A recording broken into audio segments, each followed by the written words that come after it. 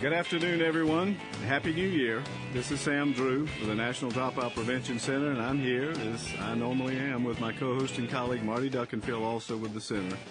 And we want to welcome all of you to this monthly radio webcast and the first of the new year, brought to you by the National Dropout Prevention Center at Clemson University and always in partnership with Clemson Radio Productions and with the generous support of Penn Foster. You know, we took a month off in December, Marty, so this is our first broadcast of the new year, and already the lineup that you have for the coming year looks great. Yeah, it's great to be starting our second year with solutions, and it's hard to believe it's already 2009. Boy, time goes by fast. But we do have some wonderful programs planned, not only for today, but in the coming months. That we have visits going to schools to learn about career technology education, and to bring that site visit to you in the future. We're going to have a program next month on family engagement, one on virtual learning, graduation coaches, lots of great stuff coming up in 2009, Sam. So we're really happy to be back and joining all of you for this professional development opportunity. Let's get started. I'd like to remind our listeners, and I'm looking at the website right now, that there's so many materials here for each of our broadcasts to enhance your experience and to use during the broadcast as well as before and afterwards. And today's a little bit different because we got lots going on here.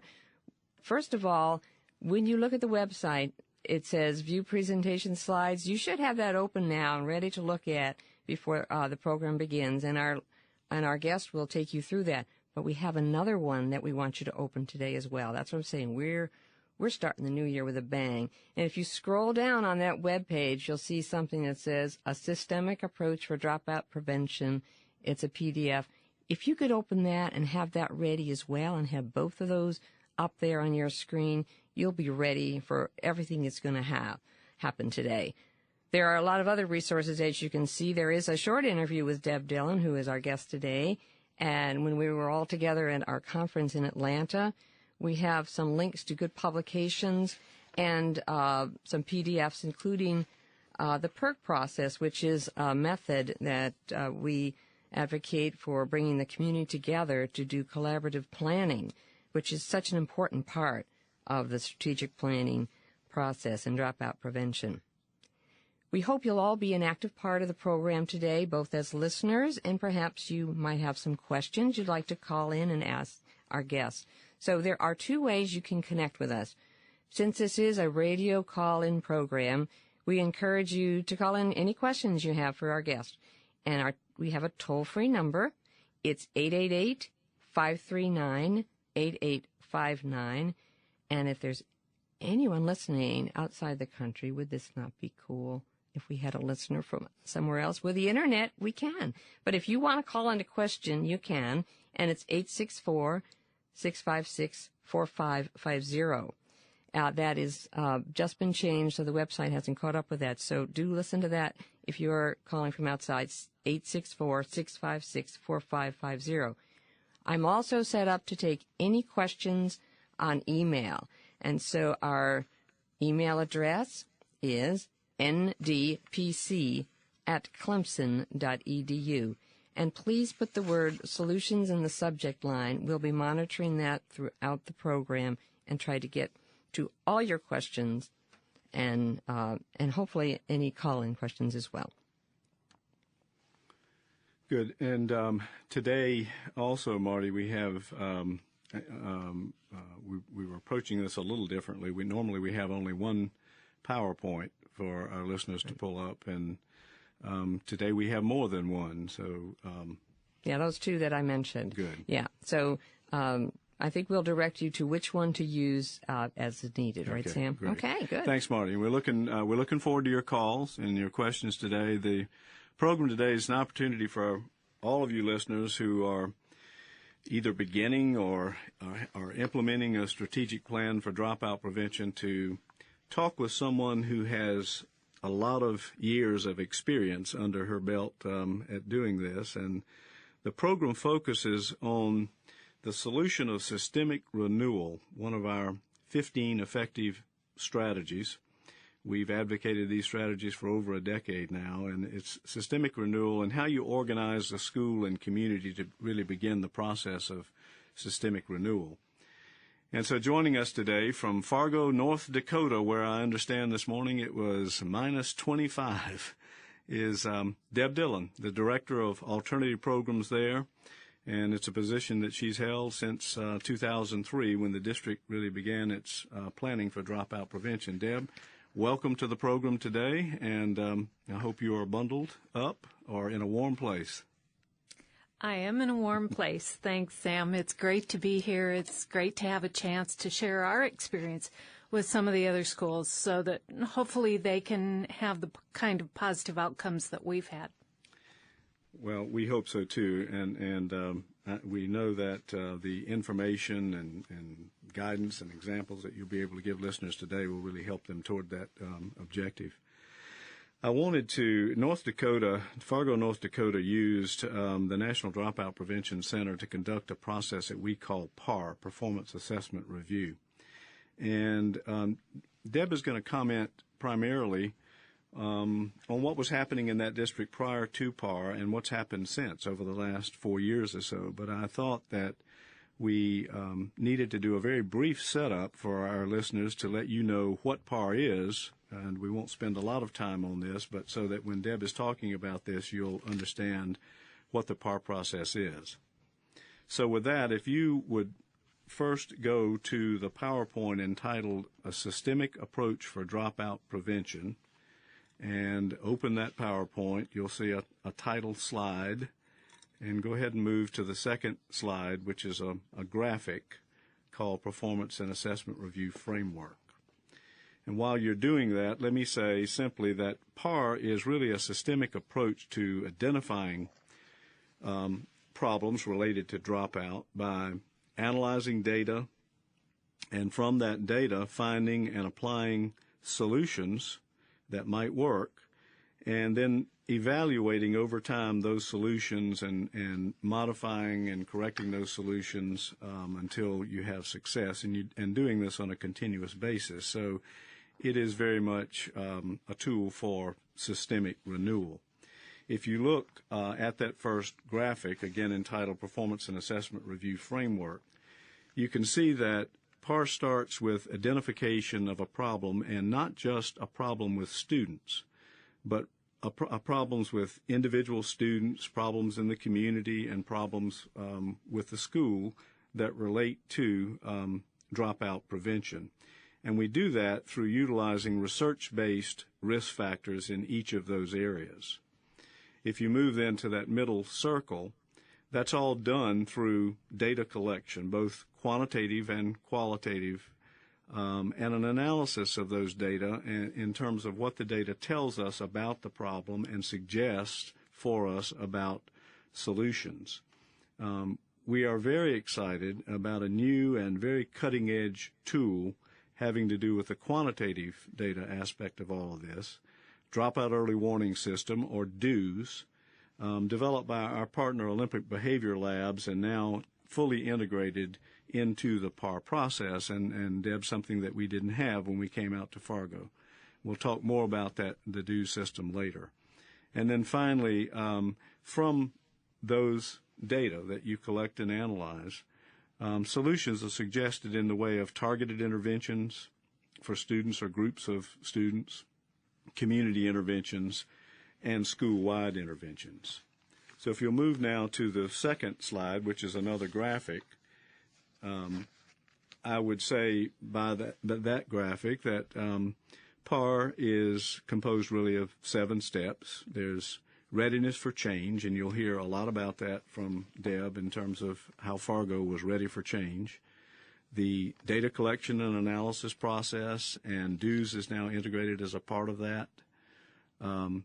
Reviewing with qualitative data, really, school and community culture and environmental conditions. And then that middle box, or step 4, really is just a little more detail about the comprehensive analysis of data, and in particular, how that data relates to priority setting for the district. So that in step 5, a district or a school would select intervention programs and strategies They would, in step 6, then plan and implement an action plan. And then, very important to the process, the monitoring and evaluation of those implementation or action plan steps and revising those along the way. So it's very much a continuous process, and you can see then how this really is the strategy of systemic renewal. So with that, there are some more slides in that PowerPoint having to do with dues, which we'll cover at the end of the broadcast. But I'd like for you now to please go back to our main PowerPoint for the day. And Marty, that's entitled... Well, that's the one that was next to Deb up there in the top. I mentioned strategic planning to improve the graduation rate, which is our main presentation slides for today. Good. So, Deb, let me get you started, and I'll quit talking, and maybe have you tell us a little about how all this got started in Fargo. Okay. The first slide after the title slide is the process that we used overall. It's a 7-step process. There's nothing unique about our process or the steps we used. It's simply that we had a process and we moved through it. Just to give you just some real quick background, Fargo is a city of approximately 95,000 in a metropolitan area of 180, 190,000 people. We have 3 colleges in our area. Our school system has almost 11,000 students, K-12.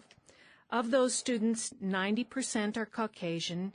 The other 10% are primarily in 2 categories. One is English language learners. We have a rather large refugee population in Fargo. We also have a significant Native American population here, so they make up the other 10%. Of our students also, we have almost 25% who receive free or reduced lunch.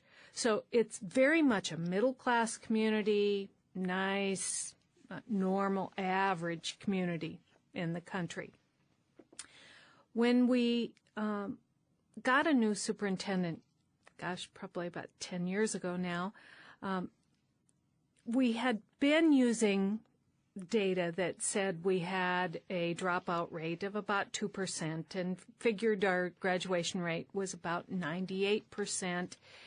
And that was pretty average, pretty normal in our area, and that's the way everyone reported it. We weren't trying to pull the wool over anyone's eyes or anything. It was simply we took those kids who said, I'm dropping out, and those were our dropouts. Our new superintendent said, I just don't think it's that good. So we went into the data gathering process, which is the next slide. Primarily, we did use at that point what is now the National Governors Association formula, where you're looking at a cohort group and figuring out how many of that cohort group graduate. Our rate when we started checking it there was about a graduation rate of 84%. We know that there are a lot of places in the country who would do cartwheels for 84%. Mm-hmm. That is pretty high for some places. However, as I mentioned, in this middle-class community with 3 colleges and really a lack of recognition that we even had any poverty, 84% was not okay for here. And so we decided we needed to think about what we could do to raise our graduation rate here. The next part of it is the next slide, where once you've gathered your data, you really have to face the facts. And the first item on there, be brutally honest. Honestly look at what you're doing. I mean, for us, that drop from 98% to 84% was huge. And it was a little scary, I'm sure, for the superintendent to go to the school board and say, by the way, our graduation rate isn't nearly as good as we thought it was.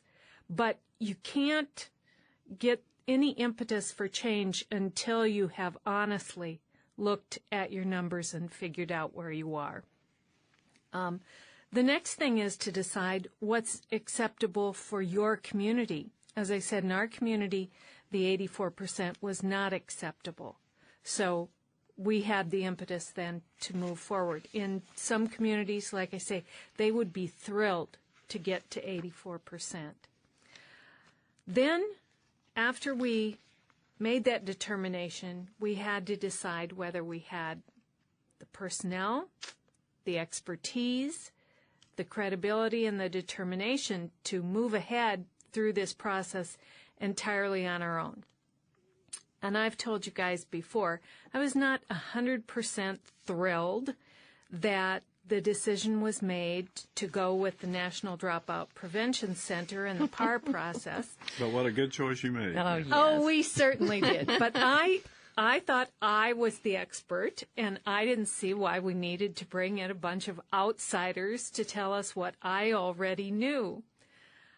I have also told you since then that I was absolutely thrilled by the time we were done that we had chosen to go through the process in that way. A number of reasons. The center brought us so many ideas that I honestly hadn't thought of before, so I appreciated that expertise. I also know that it was much easier to sell to the district when experts said we needed to do it. They had a credibility that I was never going to be able to produce, so that helped. It also seems in many ways to be easier to get bad news from an outside expert instead of from someone within. It's less of an attack.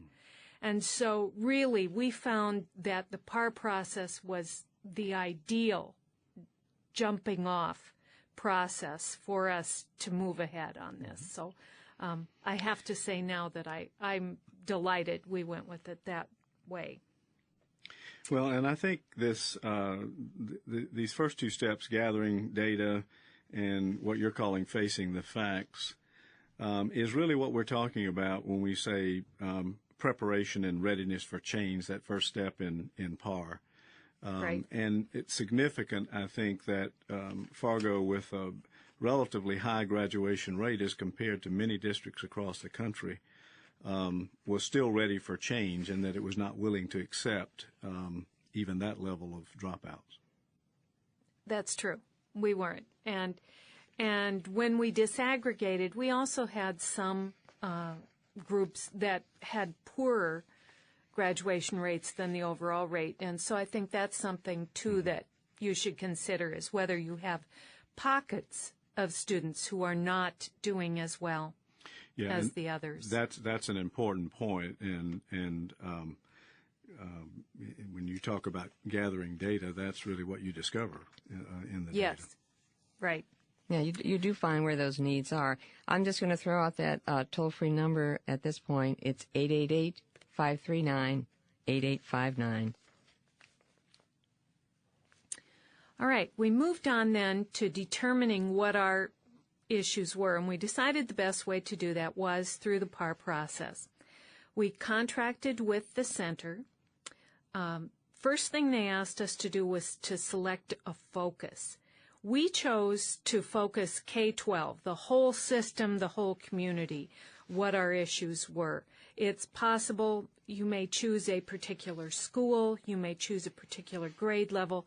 We just chose to go with the whole package on that focus. We then hosted a PAR visit in the spring.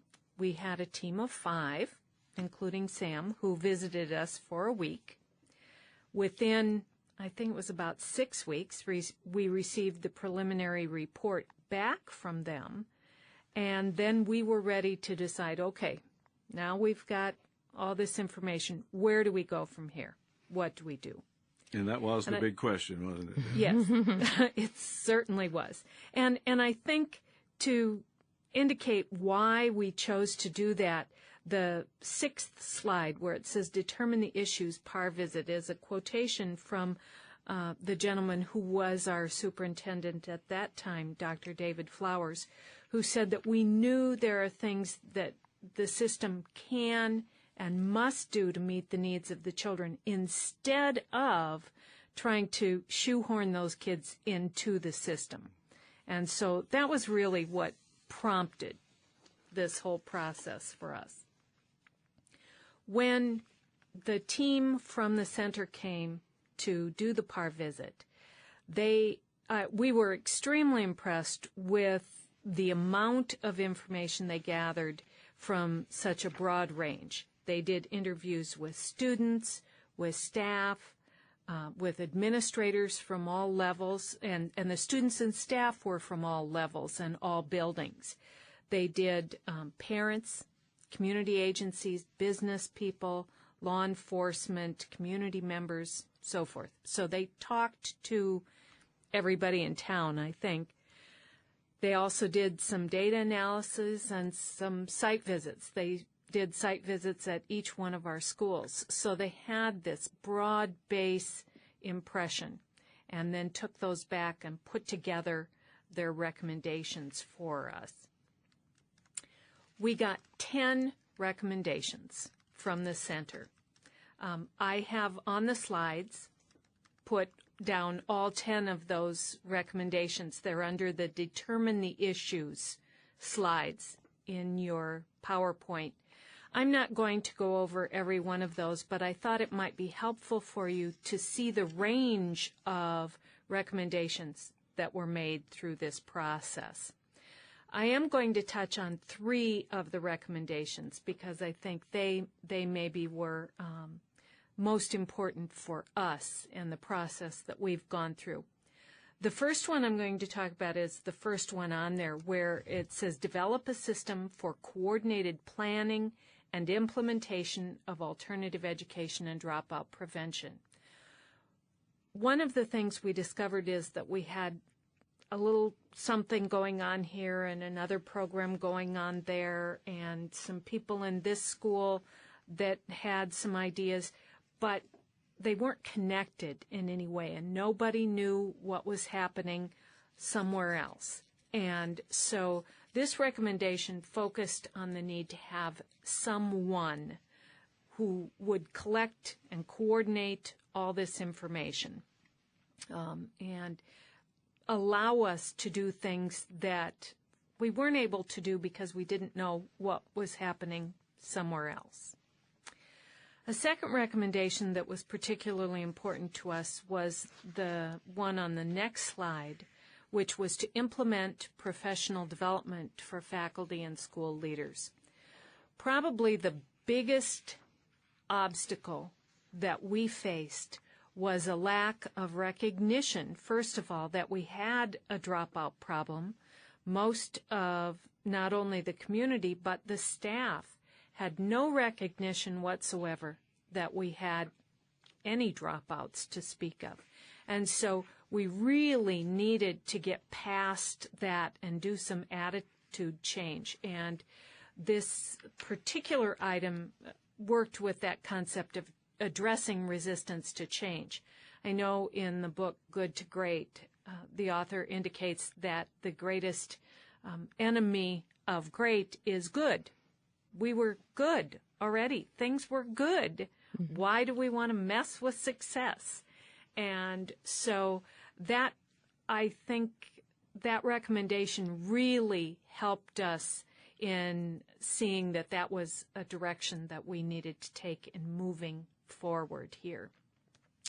In the years since, I have frequently said that if we truly, and any school, not just us, but if you could really get everyone in the system to adopt the philosophy that failure really isn't an option, you wouldn't need me or anybody else who's doing what I'm doing. But we need to help staff recognize how to get there. And so that one was an important one to us. On the 12th slide, which is the last of the Determine the Issue slides, is the third of the recommendations that I want to highlight. This one dealt with the community. The others had pretty much dealt with the schools, but this last recommendation dealt with our community and some of the issues that we needed to deal with there. We also had the same issue with the community that we had with the schools, that there was no recognition that there were any dropouts, and so that was a piece that we needed to tackle there. Some of the other things, our community is very much college-oriented. Belief is that that should be the focus of schools, and there was a point on the recommendation that said we needed to recognize and share the concept across the board that there is a broadened sense of purpose for public education, both in terms of helping students learn certain skills, but also preparing them for other kinds of post-high school education and training besides just the four-year college route. Another area that was a serious problem here was North Dakota has the highest binge drinking level of any state, both for adults and for students.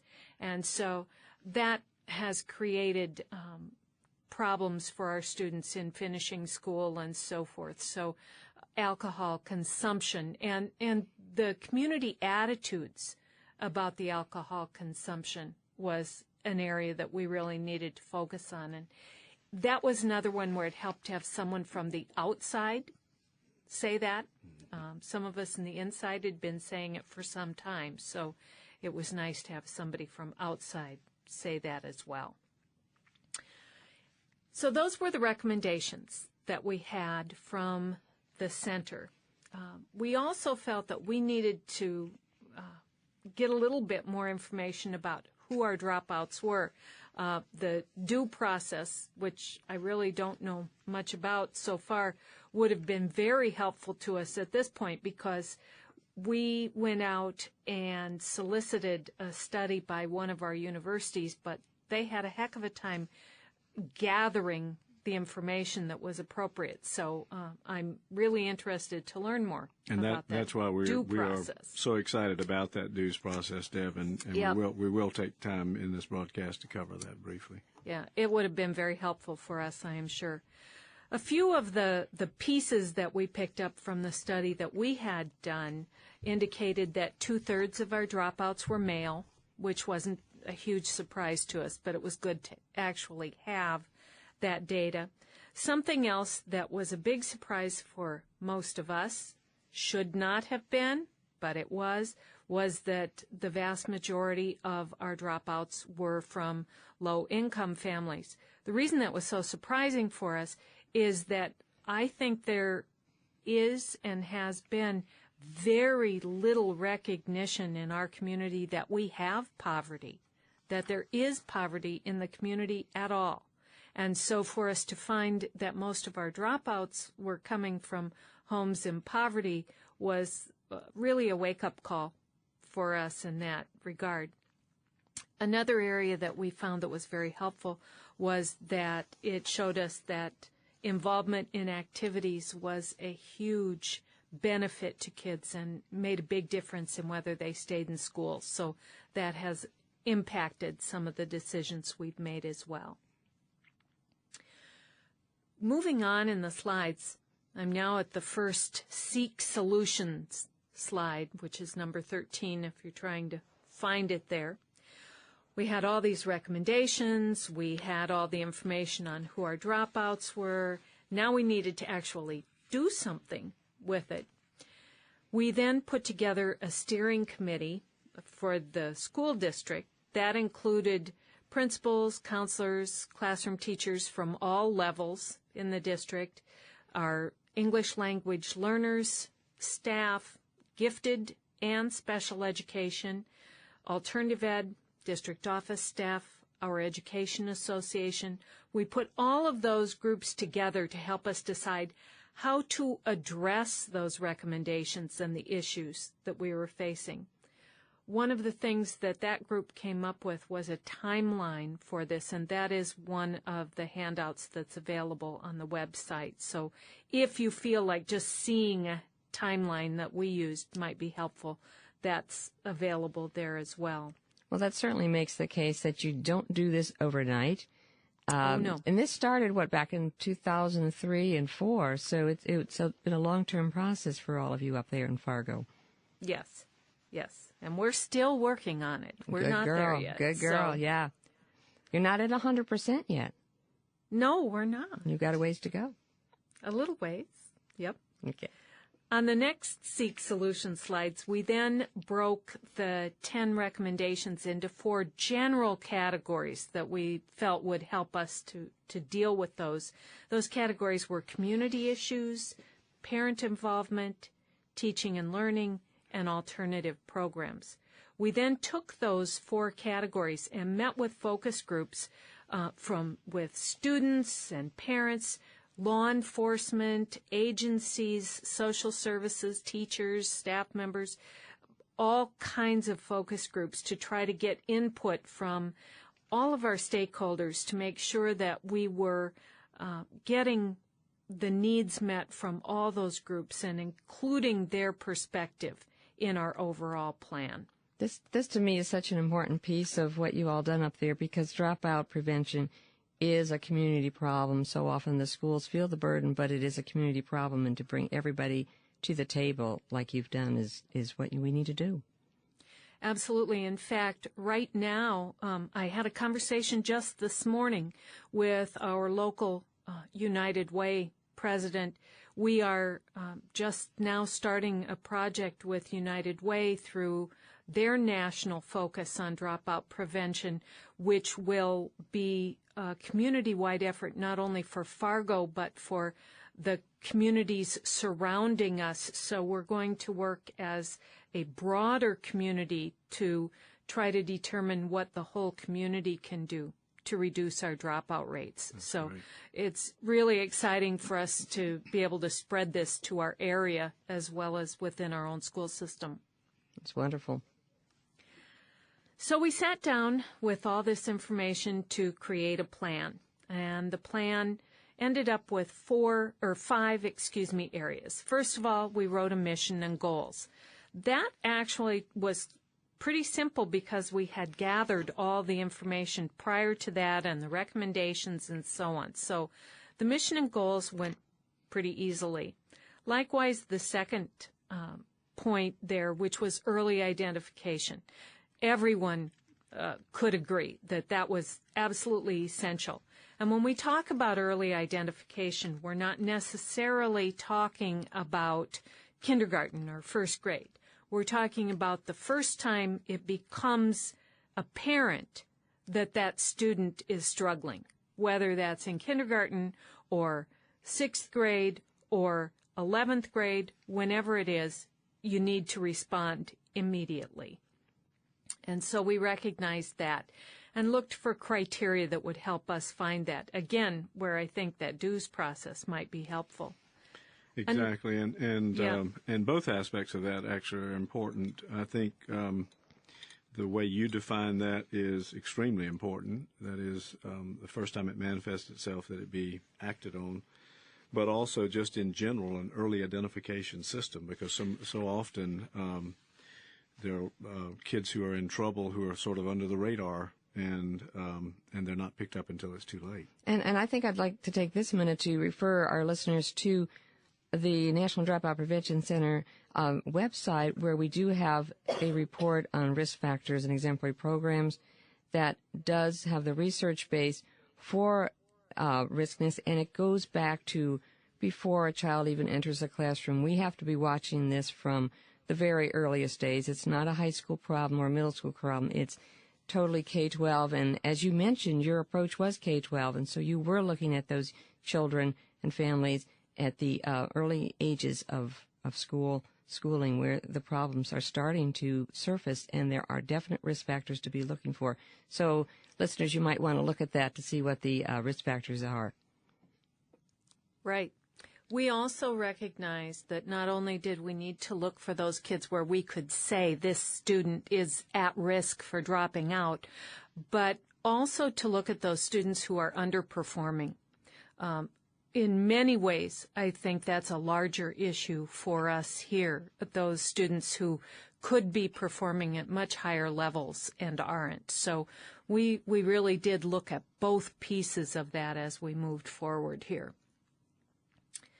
The third part of our plan was the designation of a dropout prevention coordinator, which I ended up doing. I did it in combination with the principalship of our alternative high school for a couple of years, and then the job just got too big and we had to split it, and so now I'm just functioning as a director of alternative programs. I am very thankful that our school board was supportive of the creation of that position. For one thing, one of the barriers that I think every school system faces is money. And clearly they were spending money to hire me full-time to do that. But I find that because I can focus strictly on this, I am able to make a lot of things happen that would cost a lot more money if we were paying outsiders, again, to come in and do them for us. So it really, I think, has been a money saver in the long run for me to do that. The job as it's laid out involves both work within the district, coordinating all of our interventions, our alternative programs, doing some staff training, all that kind of thing, as well as going out into the community and being a liaison with the various agencies and law enforcement and other groups that we interact with in trying to keep our students in school. So it becomes rather a large position at that point. The fourth part of our plan was involvement of all staff, and Marty mentioned this already, that we were very, very worried about and worked hard at involving teachers at all levels, elementary, middle, and high school. In fact, in many ways, the elementary teachers are the ones who have embraced this the most, being told that they are working on dropout prevention, and they are accustomed to looking at that whole child, and they feel good about being a part of that process. So it's been really valuable for us to include them, I think. They have really taken that ownership. We've worked on helping staff develop more effective instructional strategies to work with these students, to effectively communicate with parents, and to be accountable for that student learning. That back to that failure is not an option concept. The last piece that we took a look at with creating a plan for us was our alternative programs. We had and have had an alternative high school for over 30 years now, but we had some other programs that we have developed in the meantime. Under implementing the plan, some of those programs that we have at the high school level, we still have the alternative high school. However, we are in the process of a major renewal with that program so that we can serve the students that we actually have instead of the students we used to have or wish we had. We developed some school within a school block programs for 9th and 10th graders who struggled. We added evening classes for students. We added online credit recovery. We have what we call individualized learning centers, which are structured, supported study hall type programs. We actually refer to them more as in-school parenting because we often are teaching the kinds of skills in school that parents teach kids at home. And we have a 9th grade alternative program for those students who are not functional within the classroom at all. At the middle level, we have what we call an educational day program, which again is for those students who are non-functional in the classroom. We have advisory in all classrooms. Our individualized learning centers operate at that level as well, and we're working on putting together a middle-level alternative. Now, would that be within the middle school or what? How do you... Probably within the middle schools. We see those as school-within-a-school programs. I'm not really comfortable with pulling them out of the schools at that age. I'd rather they could stay in the school buildings. Okay. So, and then at the elementary schools, we have positive behavioral support, morning meeting and advisories at all the schools. We have an attendance social worker who works with some of the families of students who are developing early attendance issues to try to solve some of those problems before they become so difficult that the student can't find success. And we're just getting ready to try out a program called Systematic Screening for Behavioral Disorders to try to recognize those students very early who may need additional support. And Deb, the report that Marty mentioned that is on our website was done after our work in Fargo, but it's interesting to me that many of the solutions that you have implemented there can be found in that report, which has a very strong research base behind it, both in terms of model programs and more than that, the strategies, the research-based strategies that are embedded in those programs. A lot of the things I hear you saying now that you put in place are reflected in that document. So I got you lucky, were a little, huh? You were ahead of the curve. You were ahead of the curve as usual. The last part of implementing the plan, the last slide that says implementing the plan, talks about what we did within the traditional schools. And I truly believe that maybe the best thing I've done since I took my position was to select and train at least two dropout prevention coordinators for every building in our district, K-12. All the elementaries have them, middle schools and high schools. These are people who are really what I call them my legs in the school. I can't be in every building all the time.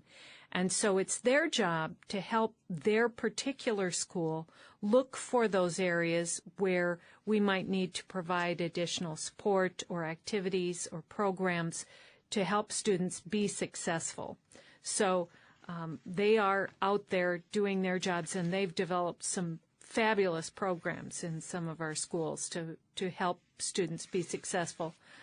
We won't see the results of that for a few years, but it's been very heartening to watch some of the things that they've developed. Now, Deb, are these coordinators in all the schools, including elementary, middle, and high? Yes. Okay. They are. And they are all volunteers. Oh, really? Some are classroom teachers, some see. are counselors, some are principals, but they all have volunteered to do this.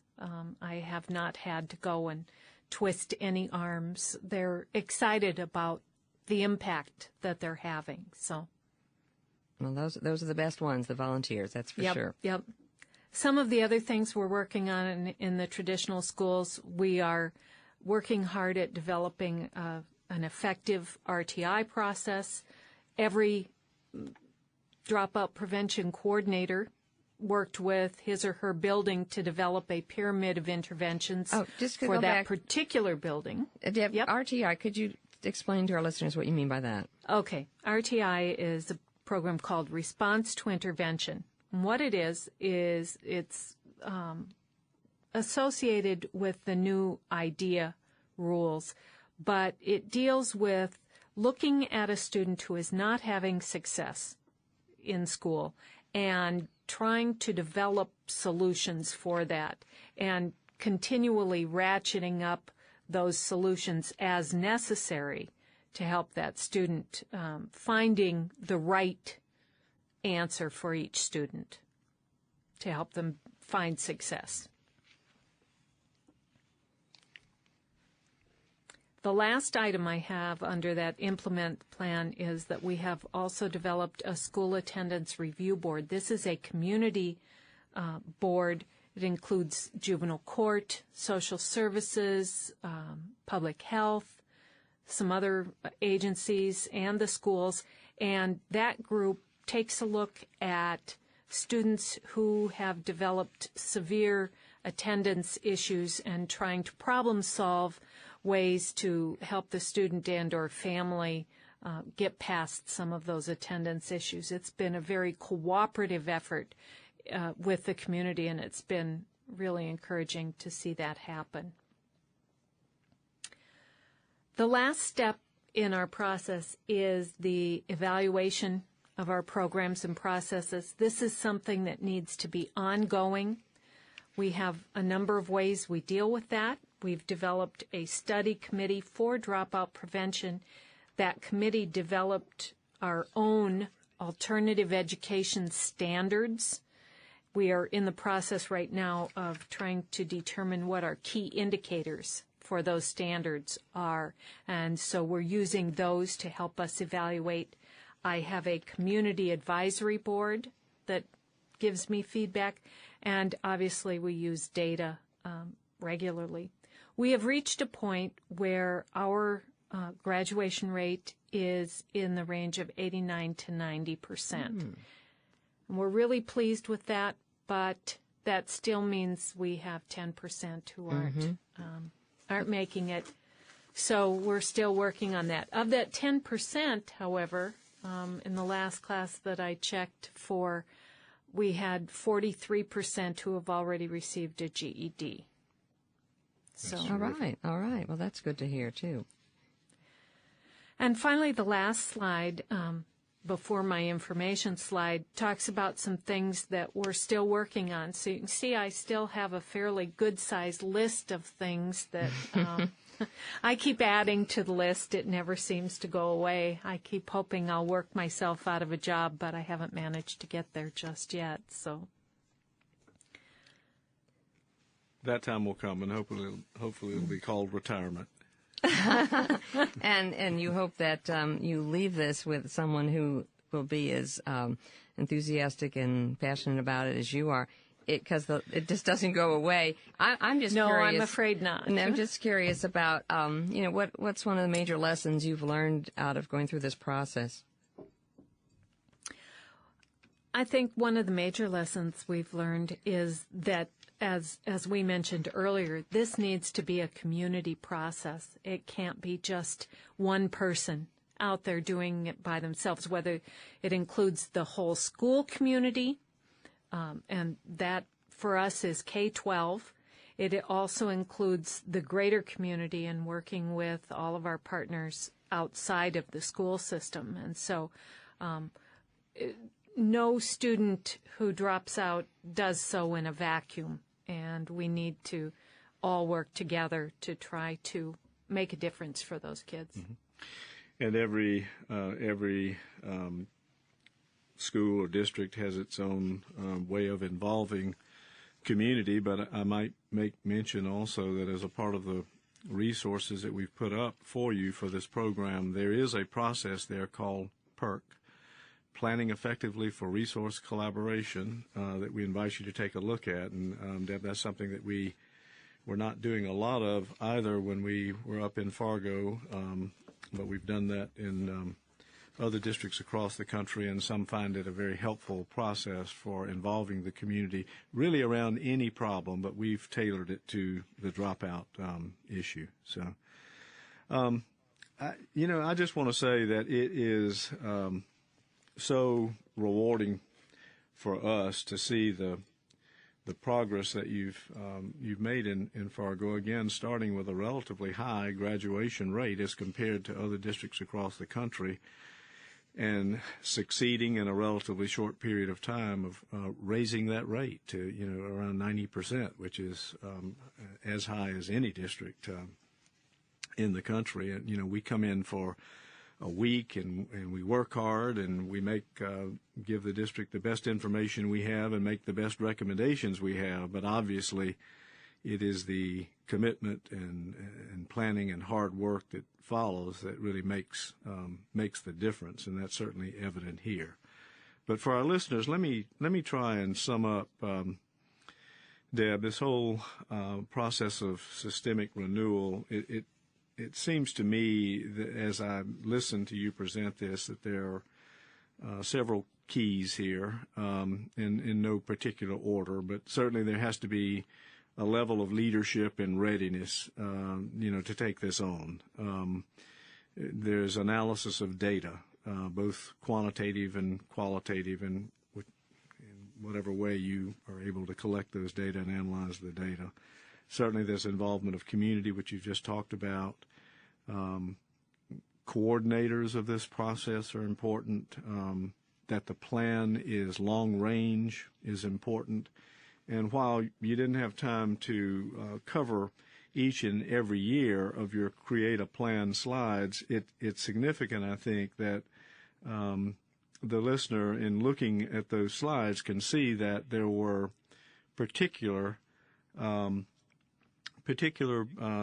goals and objectives really for each year, and that you took it a step at a time, and you prioritized, and then you began to implement a step at a time, not trying to do everything at once, and realizing that it needed to be done over the long haul. And I may have really a more detailed PowerPoint here than we actually had up, but you did have that in one of these PowerPoints, and I think that's a significant point to make.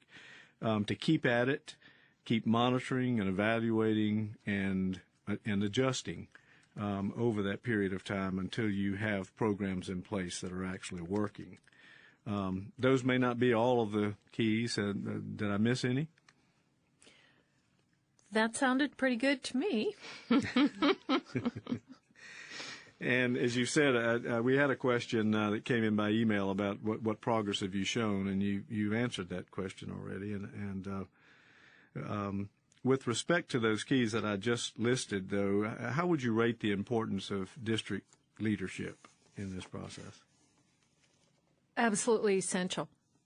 We would not have been able to get off the ground, period, had it not been for district leadership.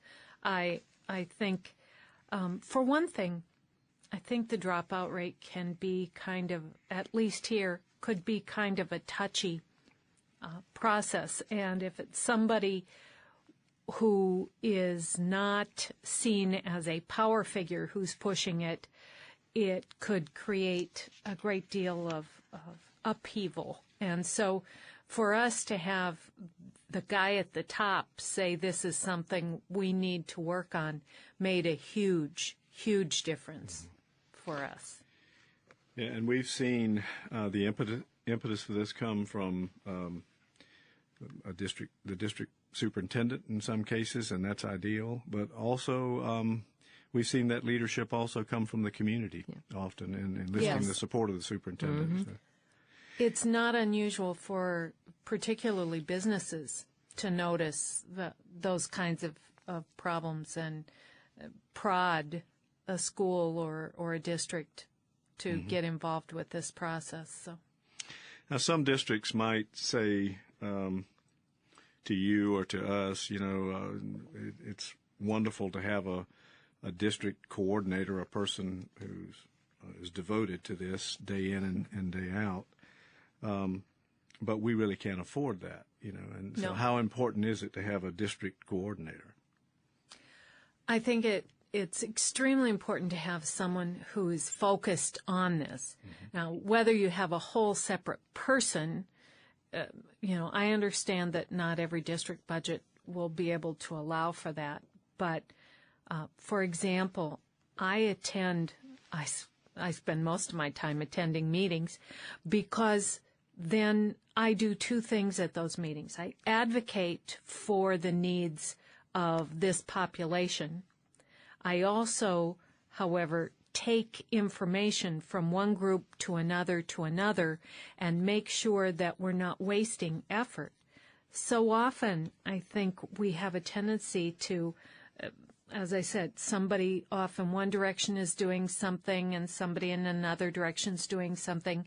And when everything is not connected or coordinated, I think we actually waste a lot of time and money in those regards. And so you might actually find that you could do it without spending an awful lot of total funds to make it happen. And I think that's an important point, that there be somebody who is focused on this issue, and probably both at the district level as well as in each school. We were in a school just yesterday, as a matter of fact, where counselors were taking on this role at the school level, and even teachers were taking on a mentoring role, which didn't take a lot of time for them, but it was just that there were 3 or 4 students that each of them had. They knew those students were in trouble, and they took the time to touch base with those students, every day, just to see how they were doing, and sort of acting in a mentoring role. So there were people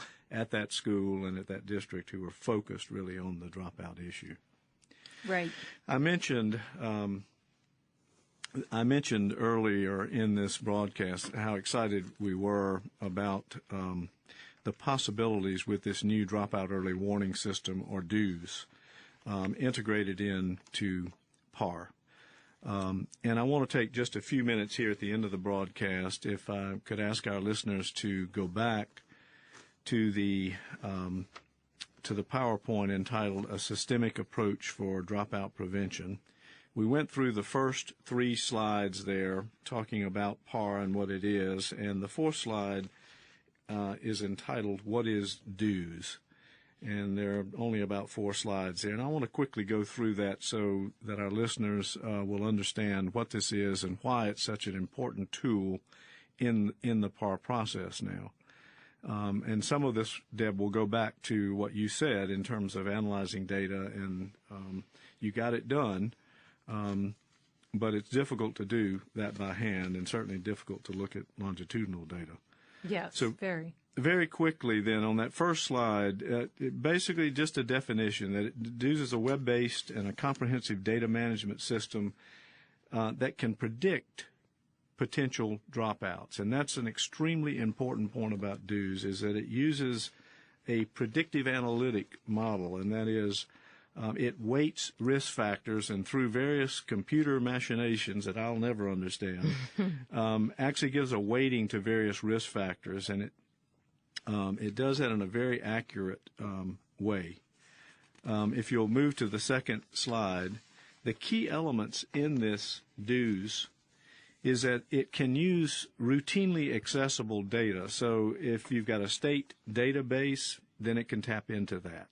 If you have different kinds of databases, it can tap into any of those. So it does not require one consistent kind of database. It therefore would make it possible, and this would be the ideal situation, to tap in not only to school data, but other community agency data that might be available and accessible. And of course, there's always confidentiality issues there, but they can be worked out. It is a system that can predict behavior. That is, it can predict dropout. So it can really pinpoint the group of students that you need to devote resources to, or the degree to which you need to devote resources to particular students. So it can identify individual student risks. It can cluster those and identify student cohort risk issues. You may find, for example, you have a reading problem at a particular grade level. It can identify school-wide risk issues. There may be particular schools in a district that are not doing very well in terms of dropout risk issues. And it can identify district-wide risk issues. So it's very versatile in that respect. If you move to the next slide, it provides these kinds of information, a database of all students. So it actually gives you a list of students with their respective risk index. In other words, the degree to which that student is at risk of dropping out. It's information that is available by district, by school, as well as this individual list that I just talked about. And it can give over time changes in risk status. So it has the ability then to be applied to look at particular programs or strategies that you've put into place to see how well those programs and strategies are working. And then finally, the advantages of DEWS over what we've done in the past. And first is that it looks at historic or longitudinal retrospective data that indicates systemic patterns contributing to school disengagement. That's really something that is very difficult to do by hand.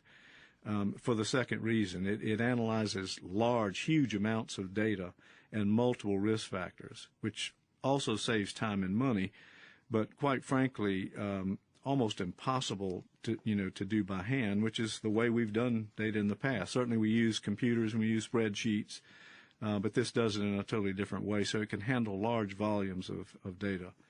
The information that it gives enables districts and schools really to target and monitor interventions for students that are disengaged in learning or off track. Results will be, they're not yet, but they will be web-based for ease of access, monitoring, and evaluation. It certainly makes more efficient use of time and resources by using real-time data. And prioritizing solutions is maximized. So it's easier, Deb, in other words, with this kind and level of information to prioritize a solution or to target a particular solution for a particular group or even for an individual student. So that would have been really, really handy for us. Well, and that was my obvious question to you. How would that have improved the process for you? Yes, I would have loved to have had access to that during the process, because we were grappling for ways to track down some of that information. So, and that is the response we're getting from the districts that we're currently working with. We're using this now in a number of districts in South Carolina, in Mississippi and Alaska, and actually building this predictive analytic model with districts in those states. So we are very excited about the possibilities. Having done that kind of hand data analysis for years, this is really a quantum leap forward in that.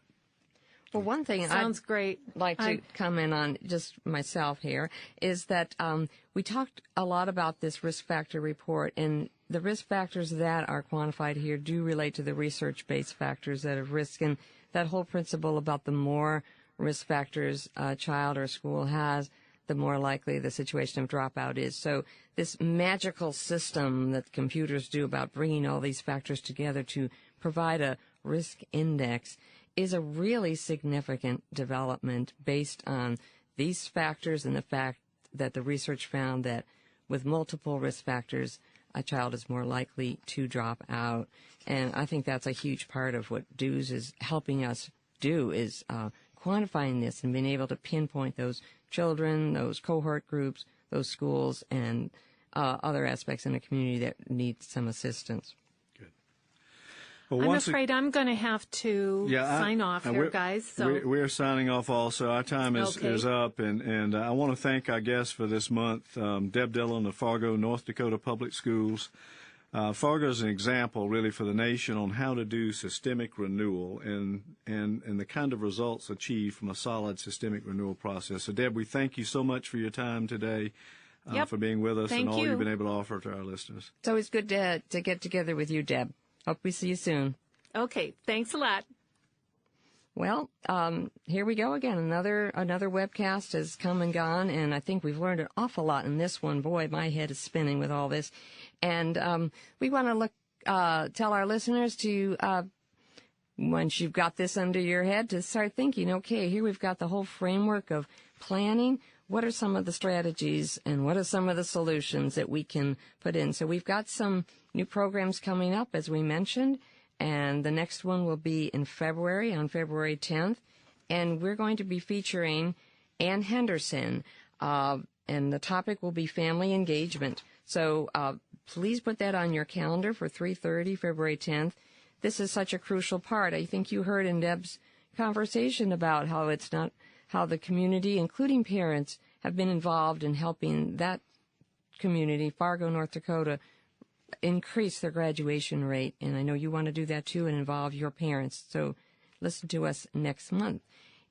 This current broadcast is going to be available very shortly, as our wonderful Eric Rogers will get it online for you, and you will be able to hear it again on our website.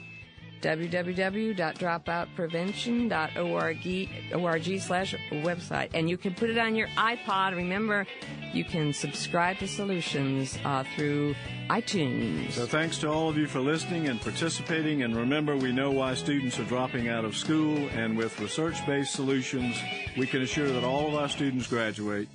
Join us next month for more Solutions to the Dropout Crisis.